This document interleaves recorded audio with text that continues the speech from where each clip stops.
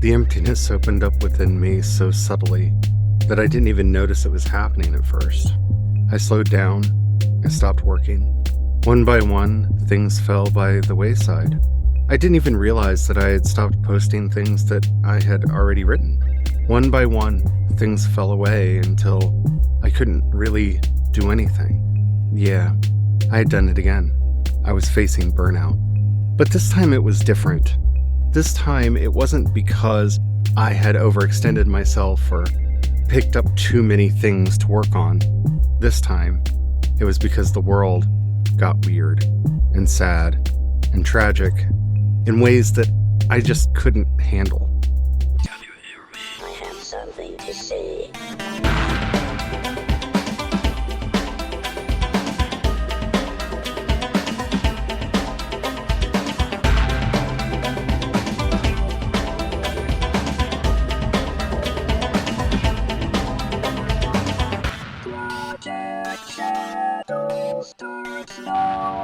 My life became more complicated.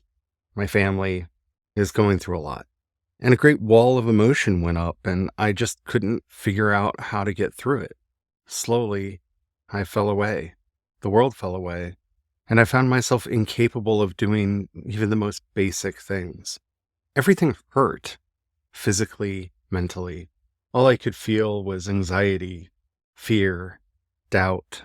My joints hurt more than ever. It was harder for me to get up and move around. I didn't know what to do. I wish I could say that I am putting this together to tell you how to escape a pit like this, but I'm just telling you how I'm getting through, because that's the best that I can do. I hit a wall, and it's not the usual wall that I'm used to. I'm used to being so excited about the work that I'm doing that I try to do too much to the point that I burn out. I can see the warning signs of that coming because I've done it several times before. I wasn't ready for the world to just go crazy, for my life to go crazy at the same time, and for everything to feel like a struggle, like a fight. I couldn't figure out how to do the things that I loved anymore. I love talking about media, but that was off the table because with the writer strike and the actor strike and all of the venomous poison that has entered the fandom debates about media, it felt like an impossible hurdle to jump.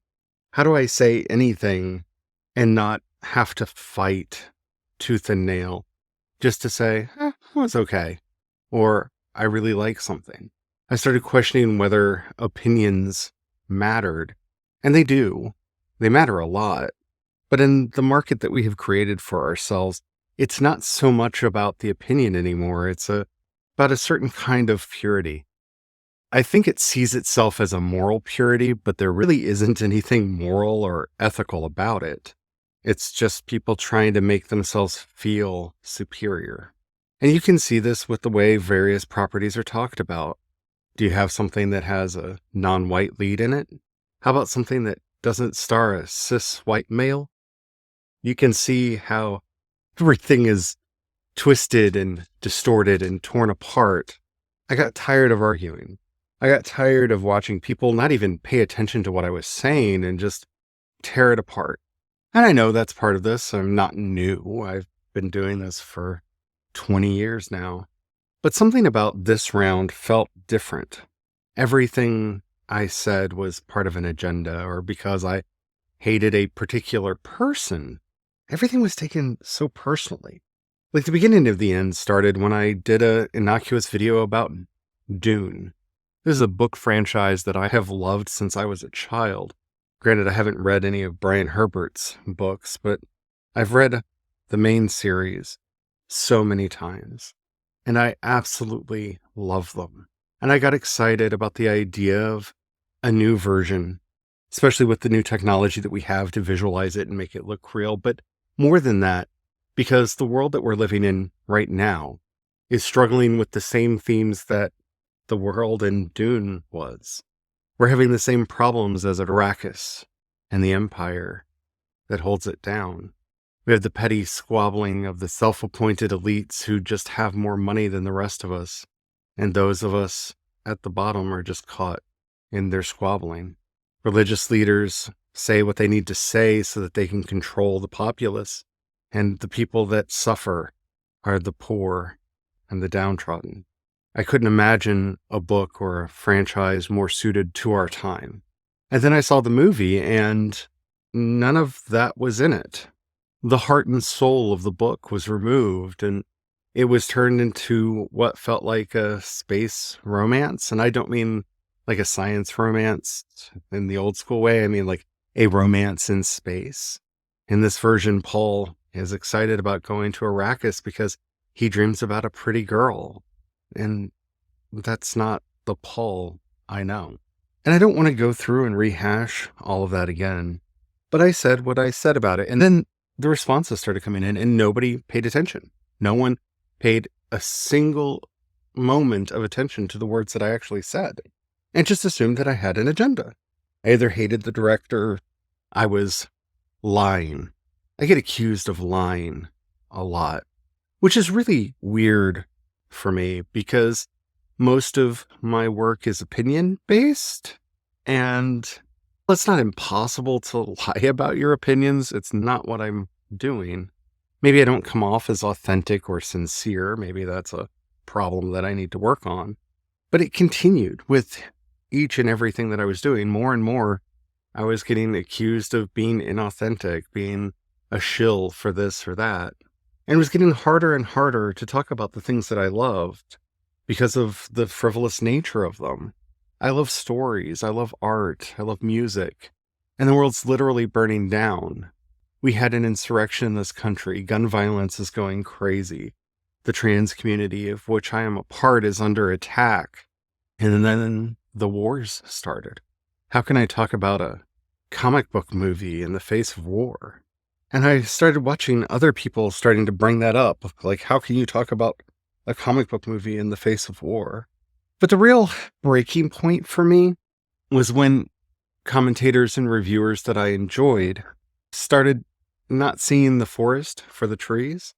I'm not going to say who it was, but a reviewer that I thought a lot about went after Ahsoka for mentioning who Jason Syndulla's father was, even though there was a previous story where we knew who Jason's father was, and he was very important to that story. Apparently having parents is a reliance on legacy now, and it confused me. I saw the same thing with Andor before it, and even the Book of Boba Fett. Everything was being judged on 1 or 2 episodes as if that explained the entire series, the entire thing that a story was trying to tell. And I know we're supposed to just accept the idea that attention spans are shorter, but that's not something that I am willing to do.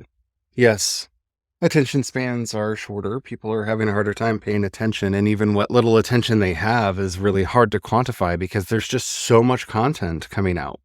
Here I am making more. Why am I making more? Why am I podcasting? Why am I writing my Substack? Why am I writing new books? Why am I doing anything? And see, that's the seed of the emptiness. That's the seed of the hollowness.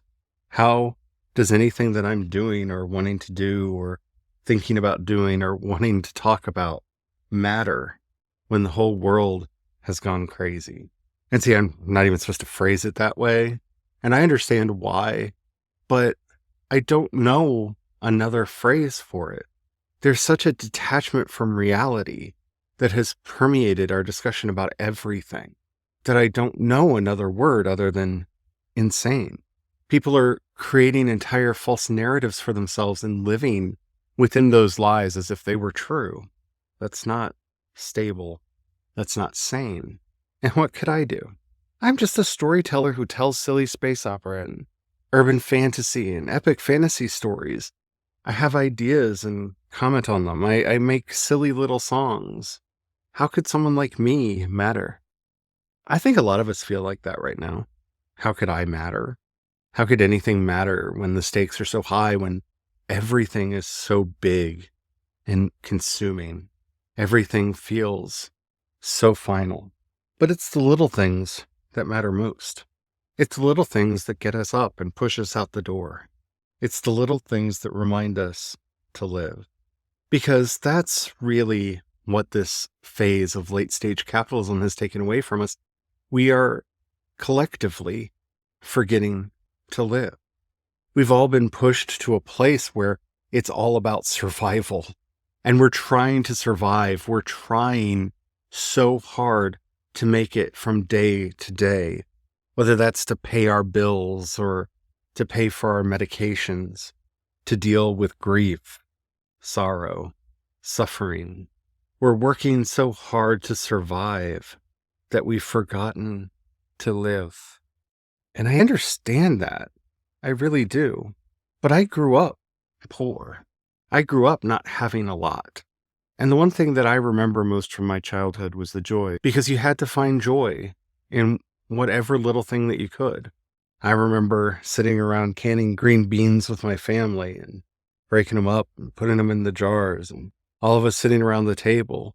And we knew that if we didn't do that, we wouldn't have food for the winter. We wouldn't have what we needed on the shelf. But we told stories and we sang songs and told jokes. We laughed. We celebrated what little we had to get through to the other side. If we lose that celebration, if we lose that joy, we truly have nothing. And that's the problem right now. Yeah, the world is serious. The world is full of pain and sorrow, and terrible things are happening all of the time. I understand that, and I'm not trying to pretend that we should ignore it. But when we lose sight of the little things, the little joys, we stop living. That's what I had done. I had gotten to a point where I was so worried about everything. Was this story good enough, important enough, did it matter enough? There are two ways to approach this. We could take from the grand view of the universe, everything is meaningless, and the billions of years that have come before us and the billions of years that will come after us. The little things, the big things that we do now are just a blip in geological time, in cosmic time, and embrace that kind of positive nihilism that's so popular now. Or embrace the negative nihilism of it doesn't matter, so why bother? I'm done with nihilism. I want something more constructive. Because it doesn't matter, to be honest, if the events of my life have a long-lasting effect on the universe. It matters if they have a long-lasting effect on me, on my community, on those that matter most to me. It's the short-term change for the better that matters. It's so easy to get lost in the long term, and while we shouldn't ignore it, if we don't focus on the near term in ways that actually matter, that make change, not in preserving the status quo, but in ways that actually make things better, then we've really done nothing, and we have truly squandered our time. Yeah, it's going to be hard to deal with climate change. And yes, we should be working on solar and other renewable power sources. But if we let that dire future take away the life we have now, the darkness is already won. I'm not advocating a life where we dance on the fires that are consuming the world. That's not where I am at all. But where I've come to is looking for what I can do now, what I can do in this moment. Reprioritizing things, but reprioritizing things with a long view. Will I regret the decision that I'm making now? If there's a chance that I'll regret it, then maybe I shouldn't do it. If there's a chance that in the long road it's the bad idea, then maybe I shouldn't do it. But if it brings joy now and there's little chance of regret or harm coming from it, then do it. This kind of both and approach to taking in our lives and the little moments that we can have now is the answer, or at least for me, it's the solution for me. It's reawakening to joy, to life, to the possibilities of having something, anything good now, and not giving in to the darkness and the shadows that haunt every moment of our existence. That's where I'm at now. Before, I always turned to the future and thought about, well, one day. But we can't wait for a projected golden age. We can't wait for something great to come down the road eventually. If we're not making the good now, we will never have the great later. If we're not making joy now, we will never have happiness later. We have to change so much. We have to reform, break down, build up, so many things. And in that, we need to bring joyousness and not get lost in the sorrow of the moment. That sorrow can dampen us down and put out the fires of life within us. We have to stand up, be strong, and seek the better. At least that's what I'm trying to do. And it's helping me do better right now.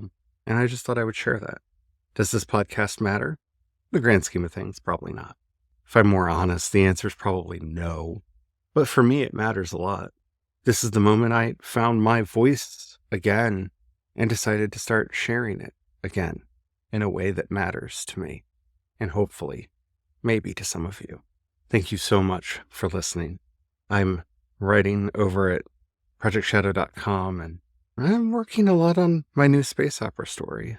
A whole bunch of changes coming over there too. Be talking about that going forward. Thank you so much for your time.